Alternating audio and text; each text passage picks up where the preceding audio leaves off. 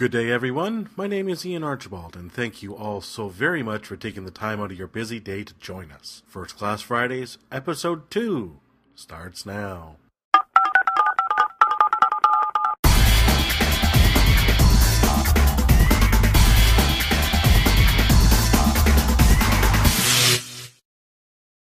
In July 2010, the Group of 20, also known as the G20, which is a group made up of world finance ministers, policymakers, central bank governors, and other government officials, including U.S. President Barack Obama, communicated on a secret Facebook-style network to communicate on global affairs. Members of this elite G20 sent instant messages in real time, uploaded important policy documents and strategy ideas for others to see, edit, and collaborate. The 2010 G20 summit held in Toronto had very strict security parameters about how software was to be run and maintained, how information was to be disseminated. Leaders must have access to secure documents at all times, to be able to instant message each other, share work groups, and to have secured engagement via communities.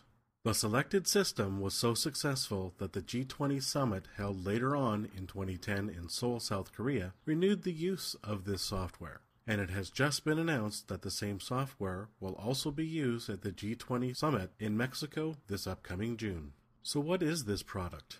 Well, it's our very own OpenText social workplace, which has recently been rebranded as FirstClass Communities. FirstClass Communities is an out-of-the-box, secure enterprise social solution which has been designed to be a secure software solution that enables teams to engage on a wide range of topics, allow users to be self-provisioned, require little or no training for users of the system, be mobile and flexible, allow for greater collaboration and engagement, be fast, smart, and intuitive. Be similar in nature to familiar Web 2.0 platforms that are easy and intuitive to use. Allow you to maintain and retain ownership of your own data. Nearly all social platforms do not allow you to own your data posted on their network, including Google, Facebook, Twitter, and many more. Require minimal configuration and be easy to implement. Be able to perform upgrades easily and quickly. Function and integrate easily with existing infrastructure of an organization. So what can FirstClass Communities do for your organization? Empower your organization with the ultimate utility to collaborate in ways never before thought of. Open the door to new possibilities, innovation, the sharing of ideas and knowledge. Increase productivity and develop a better tomorrow today. Communities allow teams to form, to organize and develop ideas, share information in a secure and familiar environment. Allow people to connect with experts on a topic of interest by providing tools that quickly identify those experts. You can procure your answers in real time. Organizations now have the tool to enhance productivity and to innovate, organize, coordinate, and discuss, to learn, to share, to thrive, to unlock full potential. There was a time when knowledge was power. In today's social world, this has morphed to sharing is power. Expertise has become shared experiences. Think of the possibilities. Teachers and parents collaborating, students with teachers, suppliers with production, executive with their team, team with team, maybe your camera clubs, your favorite sports team, that sciences project that you've been working on, or that idea that you've had, maybe even the President of the United States and yourself. The power is right there. As a first-class customer, your users receive the additional benefit of never having to leave their first-class environment in order to manage their communities. They simply appear on the user's first-class desktop. They also have the ability to monitor communities from their first-class client, web client, or mobile interfaces such as Apple's iOS, Android, and BlackBerry devices. Important changes and updates are easy to spot through the use of the familiar red flag. External users, those who do not normally use FirstClass as their primary email and collaboration system, who have been invited to participate in a community, have limited and restricted access to the content in that community only. Access to individual users' profiles and blogs and other communities on the system are disabled and can only be enabled by the FirstClass administrator. What is best about being a FirstClass customer? You get FirstClass Communities and all its secured collaborative power at no additional cost. So who is using FirstClass Communities? We've already touched on the G20 and other government branches and all of their security needs, as does Hillsborough County Public Schools, the 8th largest school board in the United States. Conroe ISD has their FirstClass Communities installation with over 50,000 users. The Commonwealth Secretariat, a group of 54 countries that support each other and work together towards a shared goal in democracy and development. Canada's Department of National Defence. Canada 3.0, Canada's premier digital media forum. Multiquip, the world's largest suppliers to the construction and equipment rental agencies. OpenText Corporation, the Illinois Association of School Administrators, and many other sites around the world. We have prepared a short video on how to integrate FirstClass Communities with your existing FirstClass server. This video will be available to download separately, so please don't try to take too many notes. We're going to move pretty quickly.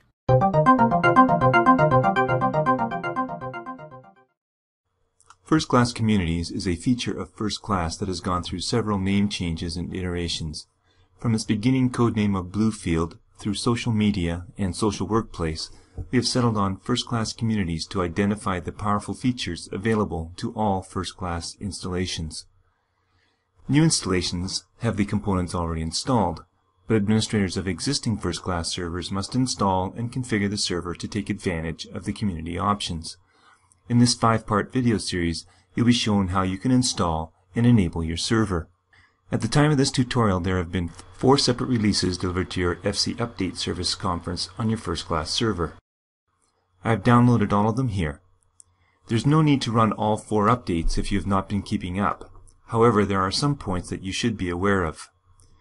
If you installed 1.0, you must run the 1.1, 2.0, and Service Pack 3 upgraders to get all of the components. If, however, you have not yet installed any components, you can start with version 2.0, and that is what I'm going to demonstrate here. I've shut down my server and have launched the 2.0 installer, but get an error that is incorrect, as I have kept up with all the other upgrades and my server is more recent than the 11 version 9.7.2. The problem is with the installer. The solution is to temporarily replace the executable on your FirstClass server folder with a previous version like build 9.7.9. Run the installer, then go back to the current version. As you see here, I'm going to rename my current version to FCS64_1019 and copy in server version 9.7.9 that I have kept around. If you do not have an earlier archive of the server, please contact FirstClass support. Now I can run the installer and all is well. After the installation is complete, I can delete the 9.7.9 version and rename my server back to its original name and launch the server. The server will process all of the batch files and install all of the community components. In the next video, we'll show you what gets installed. There's no need to shut down your server to install the SP3 upgrade. Run the installer as I'm doing now.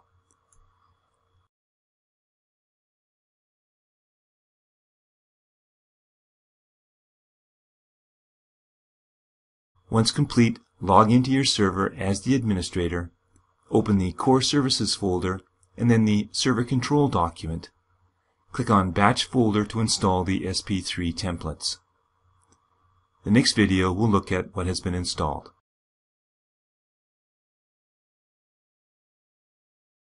After the installation is complete, you'll notice some new things on your server.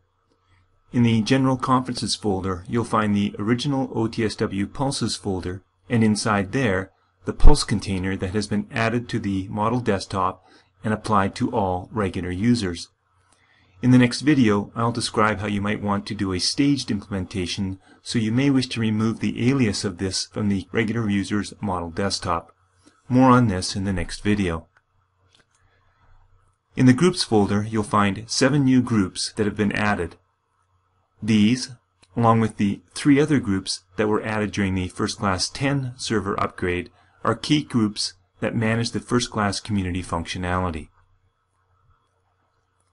A new social website folder has been added to your www folder within the Internet Services folder, and in the next video you'll be shown how to modify your multiple sites and languages file to point your community users to this site folder. There is also a social workplace help folder that contains the English version of the community's help.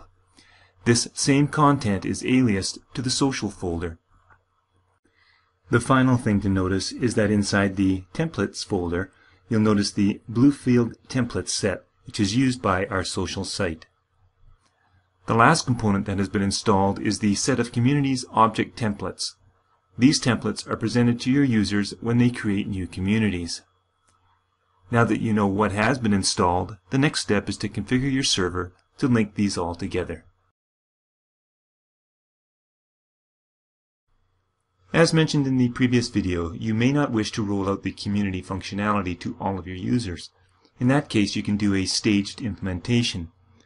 The first thing you want to do is remove the alias of the Pulse folder from the regular users model desktop. Open the Groups folder, then the regular users group, then open the model desktop. Unprotect the Pulse, and then delete it. Closing the model desktop will remove it from all regular users. We will add the alias back to the model desktop for groups of users for which we wish to enable the community's feature set. The next thing you have to do is add your community's domain name to your multiple sites and languages file. This means that you have to register a separate domain name for the community's web access. Open the Internet Services folder, then the multiple sites and languages file, and add a new site. The regular web domain for this server is www.localdemo.com, so I'm going to add otsw.localdemo.com and point it to the social folder.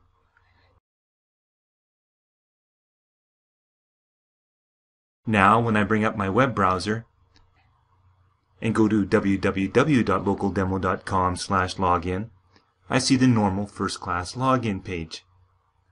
When I go to otsw.localdemo.com/login, I get the community's login page. On this demo server, the group structure looks like this. We are going to enable the community's feature set for the employees group. First, we open the All Users group and remove the OTSW privilege from the Profile tab. Then, open the Implementation group and check this privilege on the Profile tab for this group. Next, click on the Services tab and enter the FirstClass Communities domain name in the OTSW web domain field. You must ensure that users who take advantage of the FirstClass Communities features must have the following 4 privileges enabled: Share Documents, Share Conferences, Publish Directory Names, and Community Peer Register. Also, make sure that the external notification is turned off for this group. On this server, we need only turn on the last 3 mentioned, as the Share Documents privilege is turned on for all users and therefore is not required here. Open the model desktop for this group and add an alias of the Pulse container, which we have in our General Conferences folder and which was created during the installation process.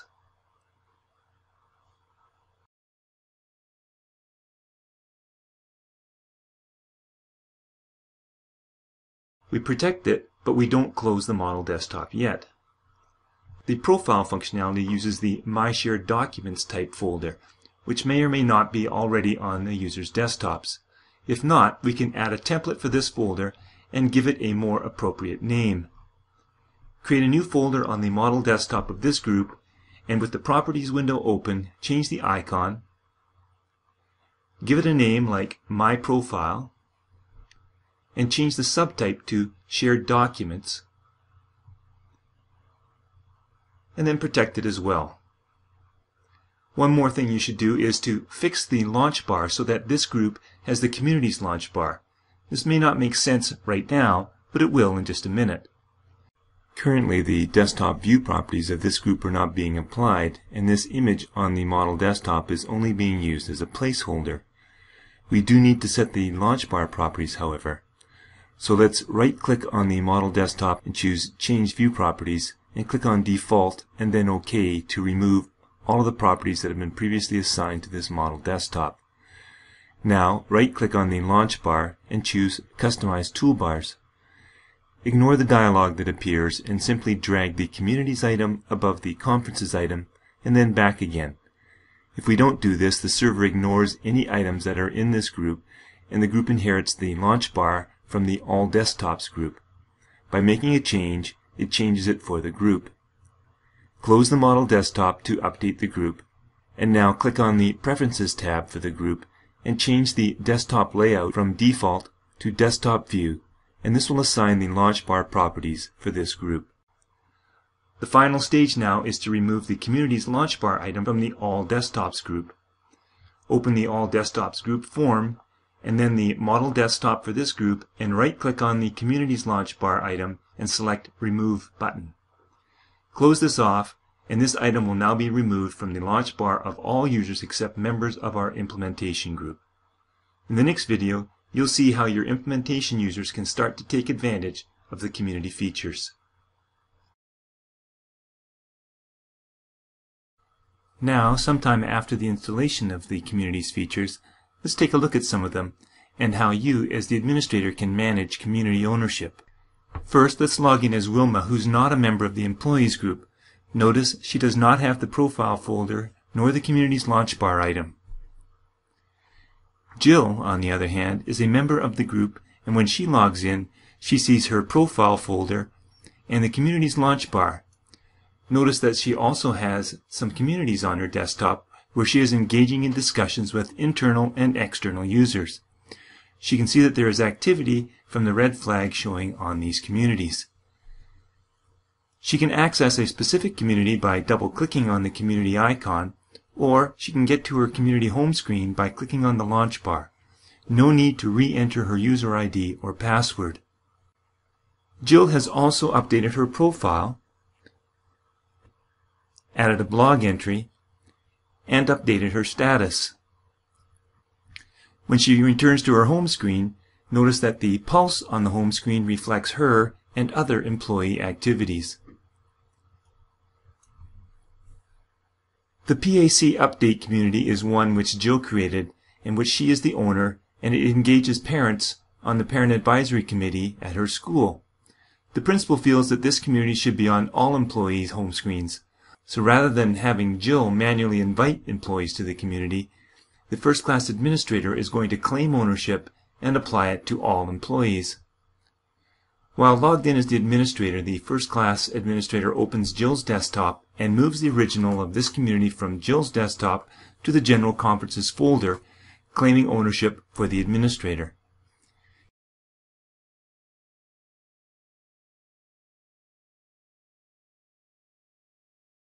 He then opens the model desktop for the employees group and places an alias of this community on that group's model desktop.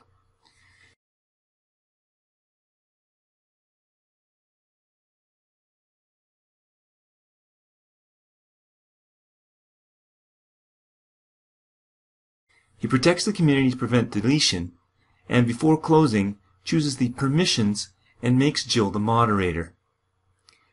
Notice that the moderator permissions for communities are different from those of a first-class conference.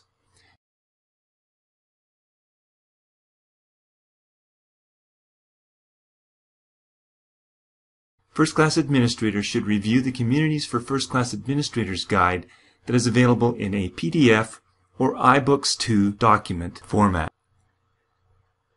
Closing the model desktop will now apply this community to all employees, yet leaving Jill still as the moderator.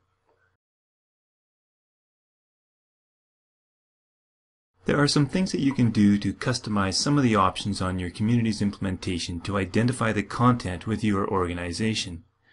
You can change the icon that is used on the badge and the top left, change the name, and add more introductory information on the home screen. This is done in the .sitepref document, which is found in the Social folder inside the www folder in the Internet Services area on your server.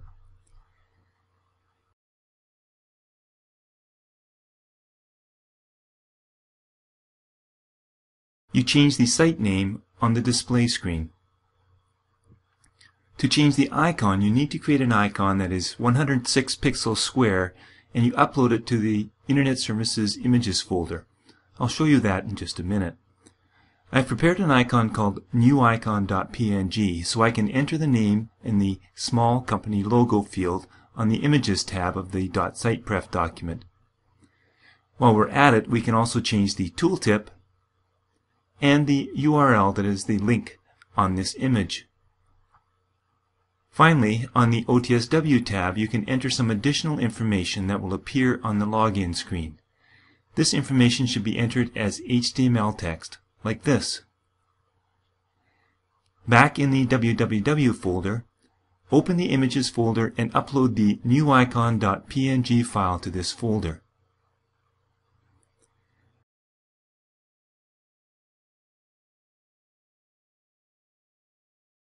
We can see the changes to our login screen once we visit it now. The last thing you may wish to do is change the home page that is in the social folder. Currently, the page displays some information that you may wish to bypass as it requires an extra click when you direct users to the home page for your community site. You can open the home page document inside the social folder and remove the content there and replace it with the following literal HTML text. This will redirect users to the login page automatically.